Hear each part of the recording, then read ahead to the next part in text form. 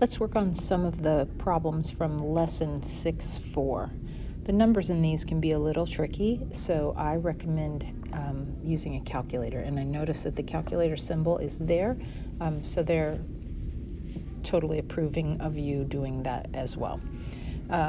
When I am solving a system with elimination and I'm going to multiply by something, I'm trying to cause either the x's or the y's to cancel. And so if you don't see an easy way, not a simple number to multiply by, to make that happen, you can multiply. Let's say we're looking at the x's. We can use these two numbers as our multipliers. So let's say I multiplied the top by -7. I would get positive 21x on the top. And let's say I multiply the bottom by -3. I would actually get also a positive 21. So in this case, I'm going to multiply it by a positive 3. So watch what this gives me and why I would do this. So I go -7 times -3x and get 21x plus -7 times 5y is -35y equals -7 times 13 is -91. And then on the bottom, 3 times -7x is -21x. So that was my objective right there, because those two guys are going to cancel. The rest of it just sort of falls into place, and I have to be careful with the numbers. 3 times -6y is -18y. And then equals 3 times -5 is -15. I'm ready to add my equations together.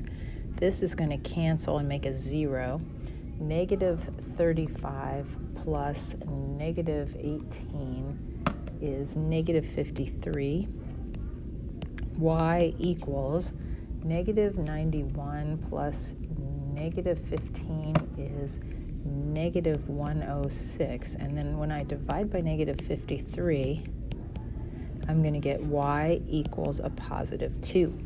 So now I can take the y equals 2 and plug it into any of the equations that I have generated. Let's use the very first one here.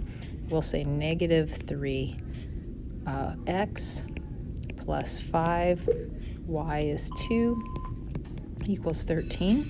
So we are going to solve for x here. And divide by -3 to get x equals a -1. So now I know both of my numbers for my coordinates, -1 and 2, will answer this. Let's go here, -1 and 2. All right, let's look at number 2. Yuck, right? I have a whole bunch of fractions. So I'm half tempted to multiply through by a number just to see if I can get rid of the fractions. So I'll actually show you that technique. I could do the same thing I did in the last one and multiply like the top by 1/5 and the bottom by 1/3, stuff like that. Let's just play with this one and see if we can't make it look a little friendlier. If I multiply this entire equation by, I have a 2 in the bottom here and a 3 in the bottom, so let's say a common denominator of 6. What happens is I have 6 times 1/2 x, which gives me 3x. And you're welcome to use a calculator. And then I have 6 times 1/3 y, which gives me 2y, equals 6 times -8 is -48. It's unfortunate that that number has to get bigger, but now I have all the fractions gone. That is an equivalent equation to the one with the fractions. So let's do the same thing down here. I'm just going to multiply everything times 5. 5 times 3x is 15x, minus 5 times 1/5 is 1, so I just have y, equals 5 times 3/5 is 3. And if that is not super easy for you at this point, just use your calculator and you'll begin to see the patterns in what happens as we cancel those out. Okay, I really didn't accomplish anything other than getting rid of the fractions, but if you notice this, these guys right here are pretty simple. If I was to multiply the bottom by a positive 2, I would get 30x.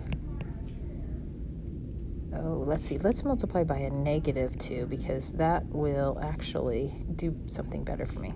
This would be negative 30x, and then negative 2 times negative y gives me plus 2y equals 3 times negative 2 is negative 6.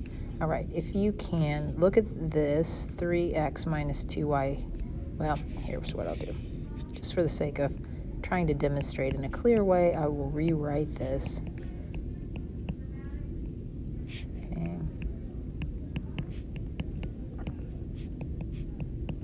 Okay, now I'm ready to add these together. 3x and negative 30x is going to make me negative 28x. These two guys are all set up to cancel, which was the objective.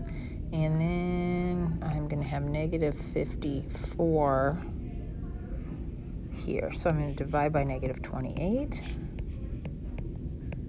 and get x equals positive 2. Okay, so I'm halfway there. I can use the x equals 2 and put it in somewhere. Now, watch. I don't really feel like going back to the equations with the fractions, so I'm going to grab this equation, which is an equivalent expression, or an equivalent equation, and should work just fine. So 3 times x, which happens to be 2, minus 2y equals negative 48. So I have 6 minus 2y equals negative 48. And let's subtract 6. Negative 2y equals a negative 54. And we're going to divide by negative 2. So y equals a positive 27. 28.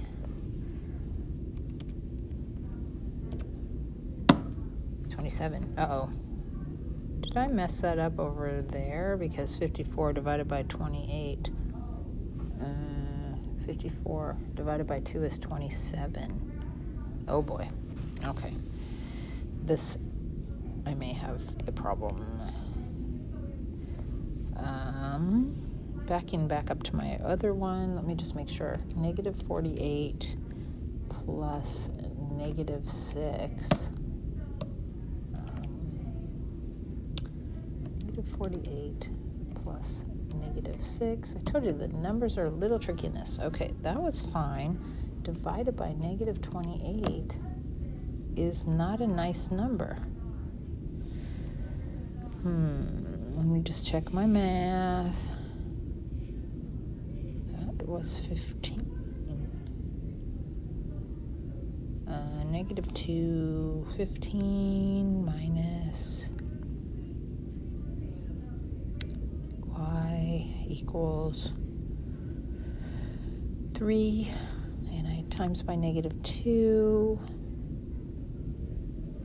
positive, negative, and 3x minus 2y equals negative 48. Oh, here it is. There we go. 30, negative 30, and 3 is 27. So actually, I was fine with that, just made a mistake a little earlier. So you may have caught me in that a little earlier. My end answer is going to be 2 and 27. Phew. Always glad to find those things. 2 and 27. Check. Hooray. All right, problem 3. Ew, yuck, look at these decimals. So something I can do to make this a little nicer right up front, I'm just going to multiply everything times 100. Yep, we know. There we go. So if I multiply times 100, I'm going to do it on the top and the bottom. That means I'm going to move the decimal to the right 2 spaces. And as long as I do it for everything, it will be equivalent. Okay, that looks a lot better, doesn't it? And then this one, 6x minus 13y equals 75. All right, now I'm not dealing with decimals, and I feel a lot happier about that. But I don't have anything that'll cancel. Let's multiply the top by -2, because then I'll have a -6 to cancel with my 6x below. I don't need to multiply the bottom, in this case, by another number, because I can do it with just one multiplication on the top. Okay, so let's rewrite this. For the top, I will have -6x plus 14y equals, we have 39 times a -2, which is going to give me -78.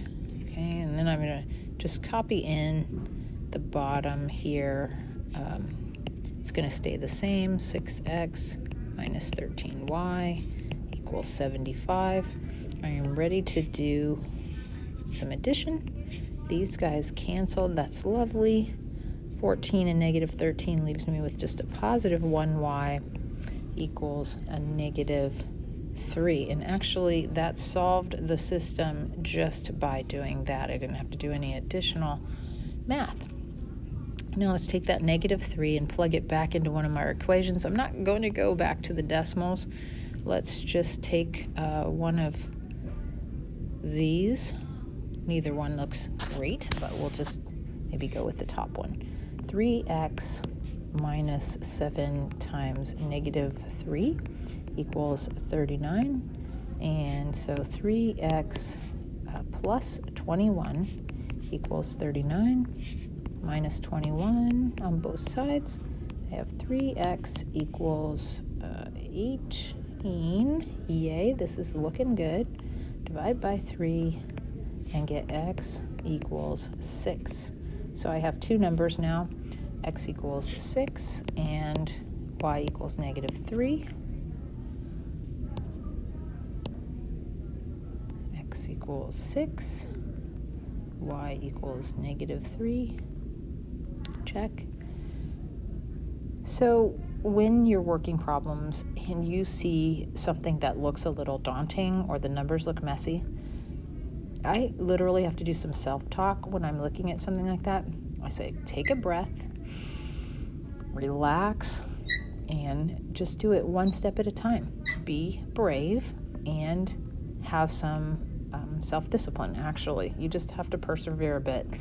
Don't rush ahead. Don't try to skip things. Pay attention to details. And